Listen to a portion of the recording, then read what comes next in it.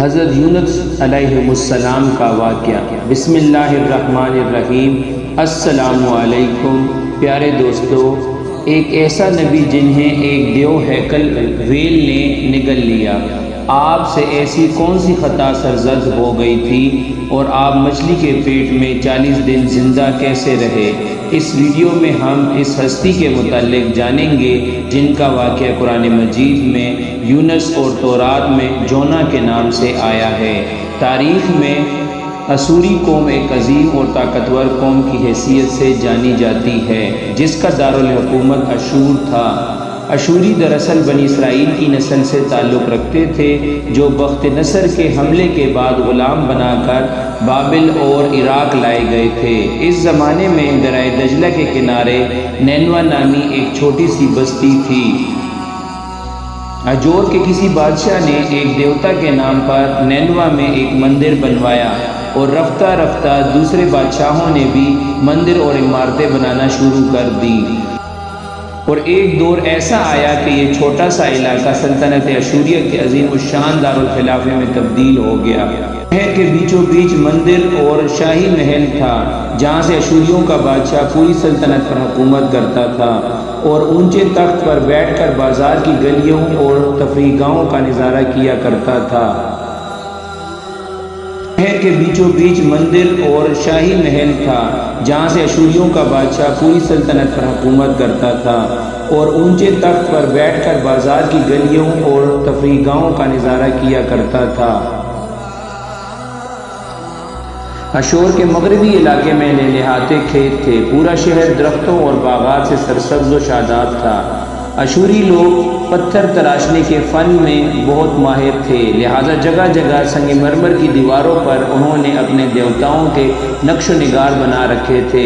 مختصر یہ کہ نینوا تہذیب و تمدن کے لحاظ سے انتہائی ترقی یافتہ شہر تھا۔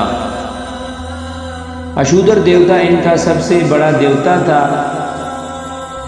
نیز یہ لوگ بادشاہ کو بھی خدا کے درجہ دیا کرتے تھے۔ یہ لوگ بت پرستی اور کفر و شرک میں مبتلا تھے۔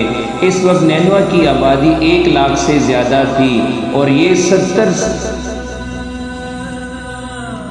700 قبل مسیح کا زمانہ تھا۔ اللہ نے اس زمانے میں اس قوم کی ہدایت کے لیے حضرت یونس علیہ السلام کو بھیجا۔ حضرت یونس علیہ السلام کا پورا نام یونس ابن متا تھا۔ آپ حضرت ہود علیہ السلام کی اولاد میں سے تھے، جبکہ بعض مفسرین نے لکھا ہے کہ یونس علیہ السلام کا تعلق بنی اسرائیل سے تھا۔ آپ حضرت یوسف علیہ السلام کے چھوٹے بھائی بنیامین کے بیٹے تھے۔ جب آپ کو نبوت ملی اس وقت آپ کی عمر 28 سال تھی۔ آپ پر ایک صحیفہ بھی نازل ہوا جو تورات میں یونا کے نام سے موجود ہے۔ حضرت یونس علیہ السلام سب سے پہلے اشوری بادشاہ کے پاس گئے اور اسے پیغام حق سنایا، اسے خدائی کے جھوٹے دعوے سے توبہ کرنے کا حکم دیا اور ایک اللہ کی عبادت کی طرف بلایا۔ یونس علیہ السلام نے اس سے ان اسرائیلی قیدیوں کو آزاد کرنے کا بھی حکم دیا جس سے اس نے قید کر کے رکھا تھا۔ نینوا کا بادشاہ آپ کی باتیں سن کر غضبناک ہو گیا اور آپ کی جان کا دشمن بن گیا، لہٰذا آپ علیہ السلام نینوا کے عوام کے پاس گئے اور انہیں توحید کی دعوت دی، انہیں شرک و بت پرستی اور دوسری برائیوں سے توبہ کرنے کو کہا، مگر اہل نینوا نے ایمان لانے سے انکار کر دیا اور اللہ کے رسول کو جھٹلا دیا۔ یونس علیہ السلام کی مسلسل اس کوشش میں رہے کہ ان کی قوم کے لوگ راہ راست پر آ جائیں۔ آپ نے انہیں بہت سمجھایا اور دعوت کے کام کو جاری رکھا۔ دیکھتے دیکھتے 40 سال کا عرصہ گزر گیا، لیکن یہ قوم حضرت یونس علیہ السلام کا انکار کرتی رہی اور شرک پر ڈٹے رہے۔ نیز حضرت یونس علیہ السلام کو دھمکیاں بھی دی گئیں کہ اگر آپ نے اشودر دیوتا کے خلاف کچھ بھی کہا تو وہ آپ کو قتل کر دیں گے۔ آخر کار حضرت یونس علیہ السلام اپنی قوم سے مایوس ہو گئے۔ جب ان کی سرکشی اور نافرمانی انتہا کو پہنچ گئی تو اللہ نے حضرت یونس علیہ السلام کو حکم دیا کہ لوگوں کو آگاہ کر دو کہ 3 دن کے اندر ان پر عذاب آنے والا ہے۔ لہٰذا آپ نے اہل نینوا کے سامنے اعلان کیا کہ اگر تم نے 3 دنوں کے اندر بت پرستی اور شرک سے توبہ نہ کی تو تم پر اللہ کا قہر نازل ہوگا اور پوری پورا شہر تباہ و برباد ہو جائے گا۔ لوگوں نے آپ کا مذاق اڑایا اور جواب میں کہا ہم تمہارے رب کی طرف سے عذاب کے منتظر رہیں گے۔ آپ کی قوم نے آپس میں مشورہ کیا تو اس بات پر سب کا اتفاق ہوا کہ یونس علیہ السلام کو کبھی جھوٹ بولتے نہیں دیکھا گیا، لہٰذا ان کی بات نظر انداز نہیں کرنی چاہیے۔ مشورے میں یہ بھی تو پایا دیکھا جائے کہ اگر یونس علیہ السلام رات بستی کے اندر اپنے گھر میں مقیم رہتے ہیں تو سمجھ لو کہ کچھ نہیں ہوگا، اور اگر وہ یہاں سے کہیں اور چلے جاتے ہیں تو یقین کر لو کہ صبح عذاب ضرور آئے گا۔ حضرت یونس علیہ السلام رات کو اس بستی سے نکل گئے۔ صبح ہوئی تو عذاب الہی کا ایک سیاہ دھواں بادل کی شکل میں بستی والوں کے سروں پر منڈلانے لگا۔ جب وہ ان کے قریب ہونے لگا تو ان لوگوں کو یقین ہو گیا کہ اب وہ سب ہلاک ہونے والے ہیں۔ دراصل یونس علیہ السلام اپنی قوم سے ناراض ہو کر چلے گئے تھے، مگر انہیں وہاں سے نکلنے کا حکم نہیں دیا گیا تھا۔ وہ عذاب کی اطلاع دینے کے بعد اللہ کی اجازت کے بغیر اپنے علاقہ چھوڑ گئے تھے۔ آثار عذاب دیکھ کر جب اشوریوں نے توبہ و استغفار کی تو اللہ نے انہیں معاف کر دیا۔ اللہ تعالیٰ کسی قوم کو اس وقت تک عذاب نہیں دیتا جب تک وہ اپنی حد سے پوری طرح تجاوز نہ کر لیں۔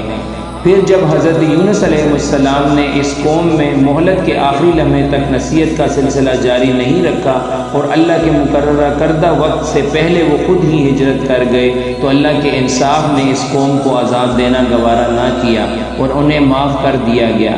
جب یونس علیہ السلام فرات کے کنارے پہنچے تو ایک کشتی کو مسافروں سے بھرا ہوا پایا۔ حضرت یونس علیہ السلام بھی کشتی میں سوار ہو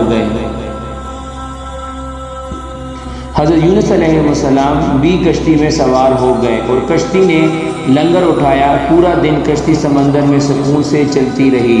اچانک اونچی اونچی لہریں اٹھنے لگیں۔ لوگوں نے اپنا ساز و سامان سمندر میں پھینک دیا تاکہ کشتی کا بوجھ کچھ ہلکا ہو جائے، لیکن کشتی کا بوجھ پھر بھی کم نہ ہوا۔ جب کشتی ڈگمگانے لگی تو کشتی کے غرق ہونے کا یقین ہونے لگا۔ اہل کشتی نے اپنے عقیدے کے مطابق کہا ایسا معلوم ہوتا ہے کہ اس کشتی میں کوئی غلام اپنے آقا سے بھاگا ہوا ہے، جب تک اس کو اس کشتی سے الگ نہ کیا جائے گا نجات مشکل ہے۔ یونس علیہ السلام نے سنا، ان کو تنبیہ ہوئی کہ اللہ کو میرا نینوہ سے وحی کا انتظار کیے بغیر اس طرح چلے آنا پسند نہ آیا اور یہ میری آزمائش کے آثار ہیں۔ یہ سوچ کر انہوں نے اہل کشتی سے فرمایا کہ میں ہی وہ غلام ہوں جو اپنے آقا سے بھاگا ہوا ہوں۔ لہٰذا 3 مرتبہ قرآن اندازی کی گئی اور تینوں مرتبہ حضرت یونس علیہ السلام کا نام نکلا۔ تب مجبور ہو کر انہوں نے حضرت یونس علیہ السلام کو دریا میں ڈال دیا۔ اس وقت اللہ نے ایک بڑی مچھلی کو حکم دیا کہ انہیں نگل لو، یہ تمہاری غذا نہیں ہے، اس لیے ان کے جسم پر کوئی تکلیف نہیں ہونی چاہیے۔ مچھلی نے حضرت یونس علیہ السلام کو اپنی پیٹ میں نگل لیا۔ یونس علیہ السلام نے جب مچھلی کے پیٹ میں خود کو زندہ پایا تو بارگاہ الہی میں اپنی ندامت کا اظہار کیا۔